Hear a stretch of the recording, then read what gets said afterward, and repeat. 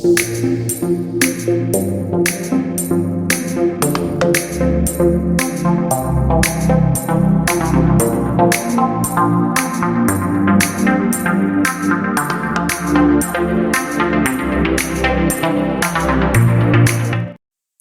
मु Shatabdi and welcome to my channel. आज मुझे सहित शेयर करने को जाऊँगी अटा और आलू गोटे बहुत बढ़िया ब्रेकफास्ट रेसिपी, पूरा नुआ रेसिपी। थोड़े निश्चय ट्राए करूँ। समोसा और आलू परोटा बहुत बेसी टेस्टी लगे। ताले चलतु स्टार्ट करवा रेसिपीटी को। मुझे 2 कप अटा नहीं, आपड़ जो भी कप मापुंट सेम कप मेजरमेंट करके 2 कप अटा ने। नेक्स्ट मुझे ऐड कर 2 कप अटा 3टा टीस्पून घी ऐड कर स्वाद अनुसार लुण। आपड़ नेक्स्ट यही सब जिनस को मिसई देवे। मिसला एमती मुठा करके देखिए, जदि आपंकर अटाटा मुठा होगी रोचे ताहले जानबे जे एथरे जहाँ भी खास्ता देइछन्ते तार क्वांटिटी ठीक अच्छे, ना पर आउ गोटे चामच ऐड करें। नेक्स्ट ये मिसाऊँगी जुआनी हाफ चामच। एबे मैं अल्प अल्प पानी ऐड करके बेसी हार्ड करें कि बेसी सॉफ्ट करें, जमती आम रुटी अटा चकुचे सेमी टाइप अटा दली नेबा। यहाँ आप देखिपे अटा रेडी हो आसलानी। एबे माको रेस्ट करने छाड़देवी आउ 5 ରୁ 10 मिनिट। ये रेसिपीटा को बनवाई आमको पाखापाखि 15 ରୁ 20 मिनिट लगी था, बट थरटे बनने की टेस्ट कले आप जानीपारे केते टेस्टी। नेक्स्ट मुझे 4टा बड़ साइजर आलू को सिझेकी नहीं, सिझिला परे मुझे गोटे ग्रेटर रे ग्रेट कर नौची। यहाँ आम फिलिंग दबा और ग्रेट करदेले बहुत भल रिजल्ट मिलता है। गोटा गोटा रहिले टिके असुविधा हुए। ये मुझे सबुतिक आलू ग्रेट कर नहीं भल भाव में। एबे मु गोटे कड़ाई गरम करके से ऐड करुच्ची पाखापाखि 2टा बड़ चामच तेल। तेल गरम होला परे मुझे ऐड करिछि हाफ चामच जीरा, हाफ चामच सोरिष, गोटे कंचा लंका को स्लाइस करके ऐड करुच्ची। लंका निज हिसाब से आप अधिक मध्य पकई पारे। नेक्स्ट मुझे ऐड करी करी पत्ता पाखापाखि 15टा। ये सब जिन टिके फ्राए करके एबे मैं ऐड करुच्ची गोटे मीडियम साइजर प्याज को चॉप करके काटिक रखी थी। तो मुझे 4टा आलू पर गोटे प्याज ऐड करछि। आपन जदि बेसी क्वांटिटी बनाउछन्ती से अनुसार निजर सब जिनसर क्वांटिटी बढ़ाई देबे। तापरे मुझे ये ऐड करुच्ची 1/4 टीस्पून हिंगु, गोटे चामच जीरा गुंड, आउ आधा चामच हलदी गुंड, लुण स्वाद अनुसार एवं लंका गुंड पाखापाखि गोटे चामच। लंका गुंड आप निज हिसाब से कम कि बेसी करें। एबे 1 ରୁ 2 मिनिट प्याज को मसला सहित फ्राए कर नबा।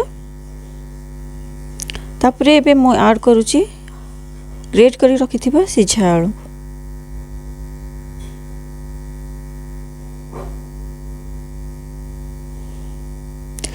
आलू भल भाव में मिक्स कर नहीं मो मसला सहित। तापरे मो किछि मसला गुंड ऐड करी एथिरे। सेथिपे मैं ऐड करछि आमचूर पाउडर हाफ चामच। आमचूर पाउडर नथिले आपण लेंबू हाफ चामच रस लेंबूर ऐड करि परिबे। नेक्स्ट मैं ऐड करछि गोटे चामच करी पाउडर। एबे हमर स्टफिंग रेडी हो जाइछि। गैस रो फ्लेम को ऑफ करके मैं ऐड करछि गोटे बड़ चामच चॉप करके रखिथिबा धनिया पत्र। तो ये स्टफिंग रेडी हो जाइए।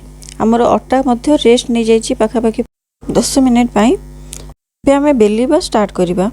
आप देखिपे ये जो प्रोसेस आपको करके देखी सेम प्रोसेस रे कले आपको बहुत गुड़िए लेयर मिल।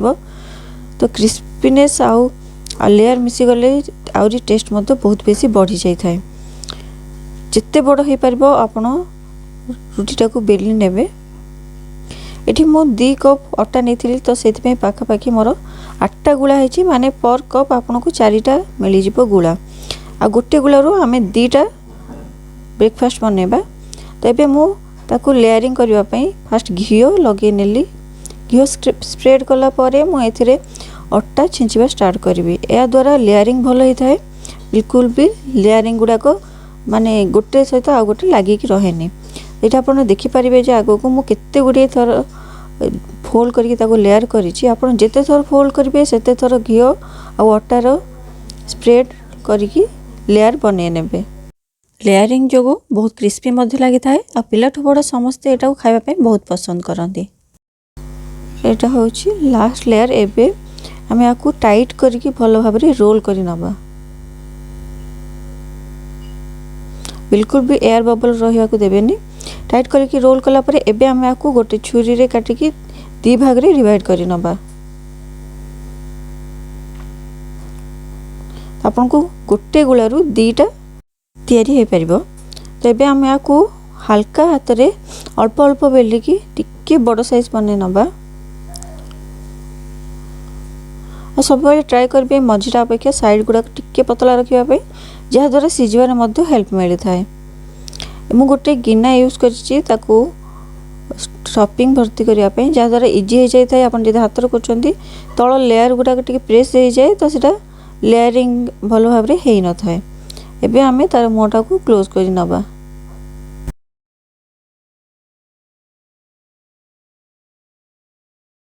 ये आप देखिपे आमर गोटे पूरा रेडी हो जाइए। आ भल लेयरिंग अच्छी। सेम वे में आपको आउ गोटे करके देखी दूची। यही आहरी बहुत गुड़े नुआ और इंटरेस्टिंग रेसिपी वीडियो आपन को मोर डिस्क्रिप्शन बॉक्स रे लिंक मिल जिवो। आपन थोड़े लिंक को निश्चय चेक कर नियंतु। यही प्रोसेस रे मु सबुतिक बने नहीं। आप देखिपे लेयरिंग बहुत बढ़िया अच्छी। एबे मु अन्यपटे गैस रे बसई देथिली गोटे कड़ई रे तेल मु गरम करछि। तेल आमे मीडियम टू लो फ्लेम में रखिबा। बिल्कुल भी हाई करिबेनी नहले पोड़ी जिवो आ लेयरिंग भल होबनी। ता सहित आपन जदि टिके हाई फ्लेम में रखिक मध्य करूछंती ताले मध्य ऊपरटा पोड़ी जाए भीतर कंचा रही जाए। जेमिति आमे समोसा कला बेले तार फ्लेम को गैस रो लो करके पूरा छाणी था। बिल्कुल से टाइप रो छाणियार अछि। फ्लेम पूरा लो करके टिके टाइम लागिवो बट नहीं कि आपको रिजल्ट बहुत भल मिलिबो। गोल्डन कलर हेरा पर्यंत आमे ताको फ्राई करि नबा। बेसी हार्ड करके छाणी गोल्डन हैला माने बाहर करि नबा। एटा आपन देखि पारुथबे सबुतिको बहुत बढ़िया कलर रे फ्राई हो जाइछि। सेम प्रोसेस रे मो बाकी तिक मध्य फ्राई करि नउछि। पूरा मीडियम रो लो फ्लेम रखिकी करिवे।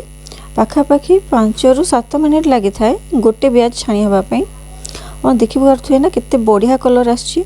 आप जब हाई फ्लेम करदे ताल उपरटा पूरा पोड़ी जीव। मीडियम टू लो फ्लेम रे ही रखिकी आप फ्राए करि नेबे। ताले भी चलतो मु आपन प्लेटिंग मध्य करके देखि दउछि। आउ गोटे भांगी मध्य देखि दउछि जे भितरु सेटा केते भल भाबरे हो जाइए। आउ स्टफिंग मध्य पूरा भर्ती होगी। खाइबापी मध्य बहुत टेस्टी। आपड़ निश्चय थोड़े ट्राए करूँ। आपणकर रेसिपी केमिति बनैला आउ टेस्ट केमिति लागला आपन को निश्चय मत कमेंट करके जनइबे। ता सहित मो चैनल को जदि एपर्यंत सब्सक्राइब करना टाइप और इंटरेस्टिंग रेसिपी सब्सक्राइब कर नियंतु। वीडियोटी पसंद आसथिले लाइक कर नियंतु। निजर फ्रेंड और फैमिली मेंबर को सहित शेयर कर नियंतु। पाखरे थिबा बेल आइकन मध्य क्लिक कर जांतु जहाद्वारा मु पकोथा वीडियो नोटिफिकेशन आपण मानकु पहुंची जिवो। देखा हो मोर नेक्स्ट वीडियो रे आउट गोटे इंटरेस्टिंग टॉपिक सहित रहउछि। से पर्यंत नमस्कार।